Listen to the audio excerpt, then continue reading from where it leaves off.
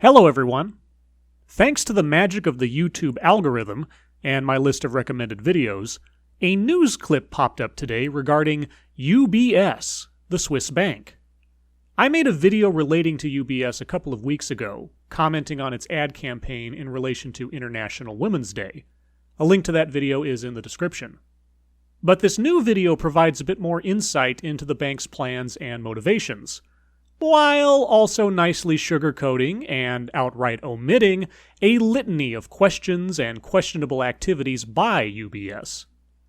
Thus, I figured this might be a good companion piece to the previous video. All that being said, let's begin. In 2012, Swiss bank UBS changed its strategy. Oh! Did they change their strategy away from participating in tax fraud, which they were fined $780 million for back in 2009? Oops, guess not. In February of 2015, they were under investigation again for facilitating tax evasion in the United States. Oh, and also in France. Oh, and also in Germany. Oh, and also in Belgium. Yes, UBS is very experienced in hiding money and breaking federal laws all over the world. But I digress. What is UBS up to these days otherwise? It wanted to be the #1 global wealth manager. Oh, it's managing global wealth, all right. So what do you think UBS wants to make this less sort of a masculine-looking business? I think the financial sector in general is seen upon as very serious and probably a bit more masculine. The financial sector is seen as serious and masculine. So you want UBS to seem more ridiculous and feminine? Both from a sort of employee standpoint, but also about how they position themselves. We have advertising that will address some of the questions that might be on everybody's mind. We'll have questions that might be addressing something that might be on more female mind, and we have questions that will be addressing some of the things that are on male minds. Ah, yes. The deep questions from your advertising. Like the video you produced where you asked the very interesting question of, did I only get the job because I'm a woman? It's an interesting thing for UBS to be asking in a UBS marketing campaign, and we'll see why that is in just a moment. The DAX, the German stock index, there's more CEOs with the first name Peter than there's women CEOs. You just know that's wrong. CEOs named Peter?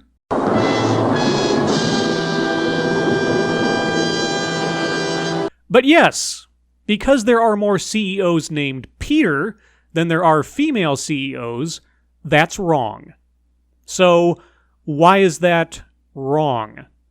I'm assuming you don't mean factually wrong, so it must be morally wrong. It's morally wrong that there are more male than female CEOs. So, the virtuous thing is to have a female CEO. To have a male CEO is a sign of moral decay. Women, morally good. Men, morally bad. Got it. Giving the bank a more diverse appeal has meant UBS becoming more diverse itself, including a target to make 1/3 of senior management women. So a 1/3 quota for female senior management. Thus, any female hired into management at UBS would be entirely justified in asking the question, did I only get the job because I'm a woman? I wonder how well that will go over with any male applicants who might be able to prove gender discrimination in your hiring practices. But also, why not make it 50% of senior leadership? Why is UBS structurally opposed to gender equality? For shame. And launching a scheme called Unique, specifically targeting how the bank works with female clients. When you really look at what diversity means, it's not only doing the right thing, it is also commercially the right thing to do. I honestly appreciate his honesty here. UBS is, after all, in the business of business. All research, all scientific proof will prove to you the more diverse your team is, the better results. And when we relaunched the brand, we went on tour with Annie Leibovitz on the chapter of women. We then picked the International Women's Day as a good place to communicate all the work that has been done around diversity. Yep. And part of that was having millionaire singer Joss Stone complain about her personal hardships. We then said it might be a good idea to highlight that around International Women's Day, and that's how that piece of advertising came along. By the way, predominantly created by female creative directors. Predominantly. So, not completely. How sexist. And as you might know, advertising with a good tune gets a bit more attention. A quick editor's note, they then cut to a portion of the aforementioned video with a list of really profound questions using accompanying music that I can only assume is copyrighted.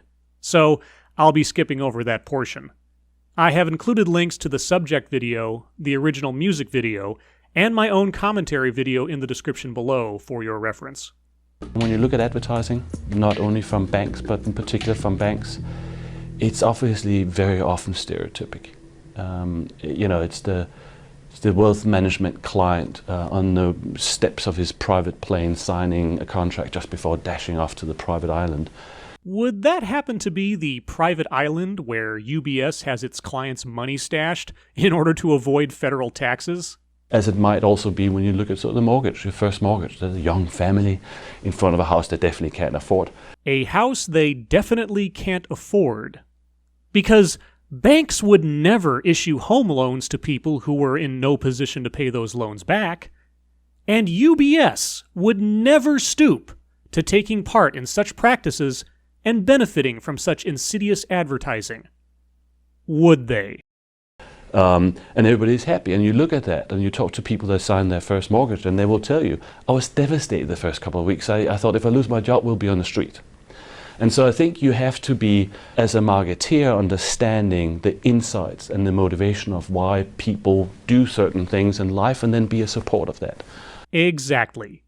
Because if rich clients want to be able to avoid taxes, UBS has certainly been in support of that.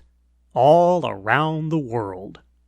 I am sure this new marketing blitz, focusing on women, will help to absolve UBS of its other sins. Because installing women into positions of power, because they're women, well, it's just the right thing to do.